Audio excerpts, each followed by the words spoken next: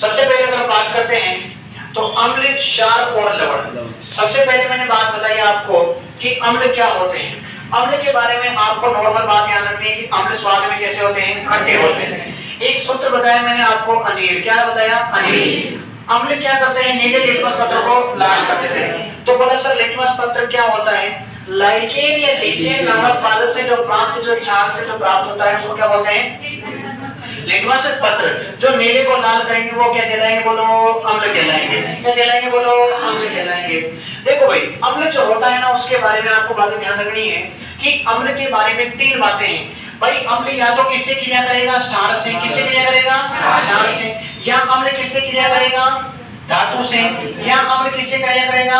धात्विक ऑक्साइड से। किससे करेगा?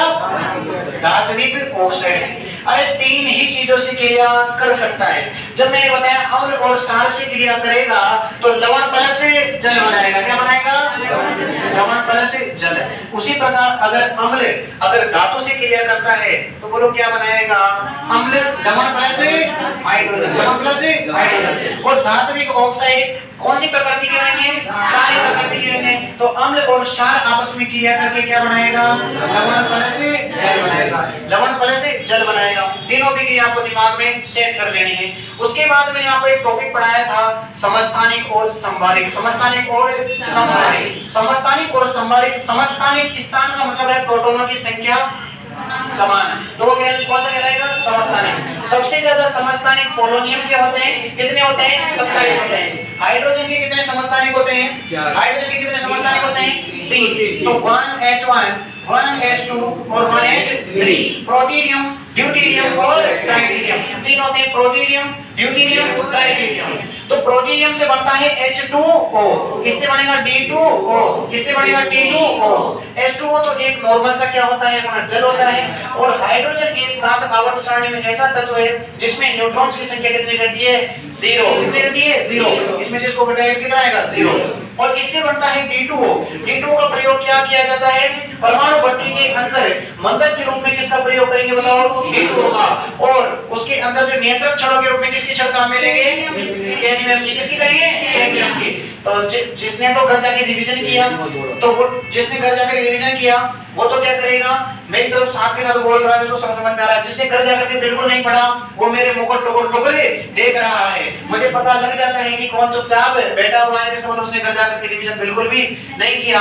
और साइंस जो है ऐसी सब D2 एक प्रकार का रेडियोधर्मी है, तो इसका अपने रेडियो जितने भी रेडियोएक्टिव पदार्थ होते हैं उसके अंदर इसका प्रयोग काम में लिया जाता है। मैंने बताया क्षार जो होते हैं स्वाद में कैसे होते हैं? कड़वे होते हैं। क्या होते हैं? कड़वे होते हैं। क्षार क्या होते हैं? स्वाद में कड़वे होते हैं। और दोनों की जो रासायनिक अभिक्रिया है वो बिल्कुल क्या रहेगी? सेम रहेगी। सबसे इंपॉर्टेंट एक ही टॉपिक बनता है इसके अंदर, वो बनता है एक्वारेशिया। क्या बनता है? एक्वारेशिया। मैंने बताया कि जब महिलाएं जो होती है वो सोने को साफ करवाने के लिए अपने घर बाहर कोई मान लो आया है साफ करने के लिए, तो उसको सोना ला करके दे देती है। अरे बोलो इसको रगड़ो, अरे इसको रगड़ो। जब वो उसको रगड़ता है तो उसके अंदर कौन सा मिश्रण होता है बताओ? एक्वारेशिया। तो वो आपसे क्या करता है? पैसे ज्यादा नहीं लेता है, लेकिन क्या कर लेता है? वो सोना ले जाता है। सोना ले जाता है क्योंकि एक्वारेशिया के अंदर दो चीजों का मिश्रण होता है, एक तो HNO3 और एक HCl। और ये किस अनुपात में रहते हैं? 1:3। इस 1:3 के अनुपात में एक्वारेशिया का मिश्रण होता है जिसे अपन क्या बोलते हैं? एक्वारेशिया। फिर मैंने आपको बहुत सारे अम्ल पढ़ाए। बहुत सारे क्या पढ़ाए बताओ?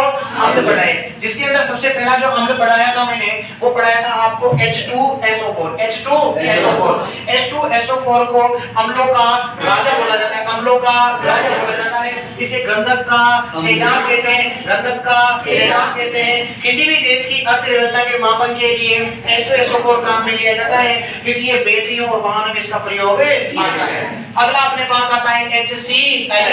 HCl को नमक का तेजाब कहा जाता है जिसका प्रयोग सैनिटरी टैंक और बॉयलर की सफाई में किया जाता है।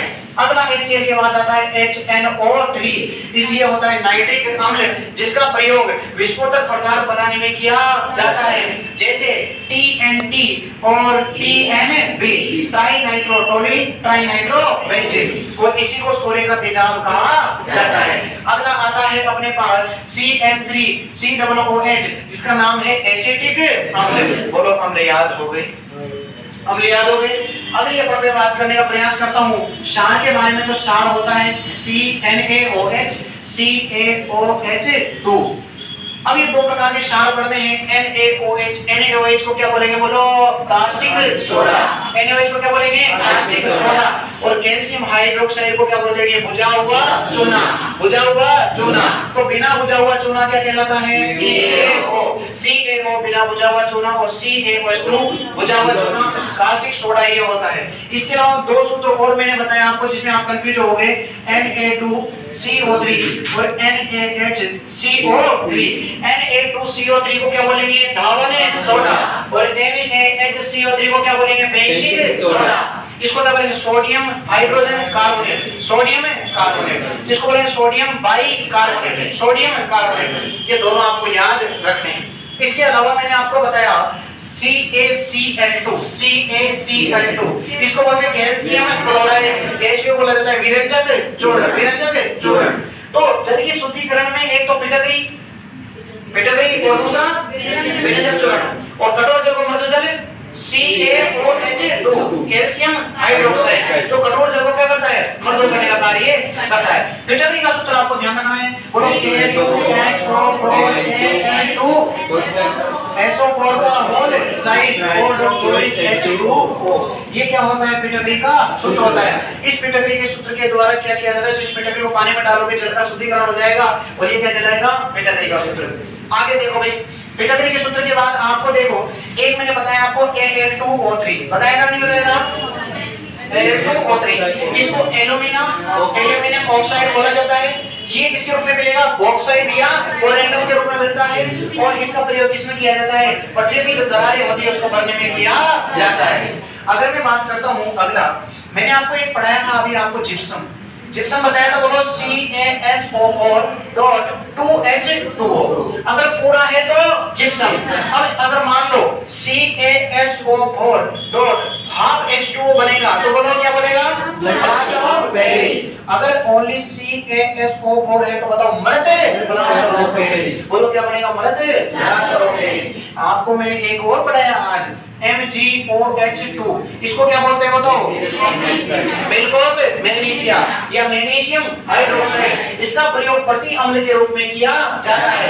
प्रति अम्ल के रूप में किया जाता है। जब हमें पेट के अंदर ज्यादा अम्ल बनता है तो प्रति अम्ल के रूप में किसका प्रयोग करेंगे? मैग्नीशियम हाइड्रोक्साइड का। या फिर प्रति अम्ल के रूप में किसका प्रयोग किया जाता है? बेकिंग सोडे का।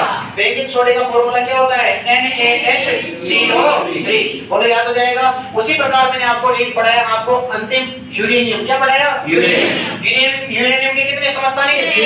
यूरेनियम के कितने समस्थानिक? 6। प्रकृति में सर्वाधिक मात्रा में पाया जाने वाला यूरेनियम 12 यूरेनियम है 238। 12 यूरेनियम 238। इसको मेटल ऑफ होप बोला जाता है।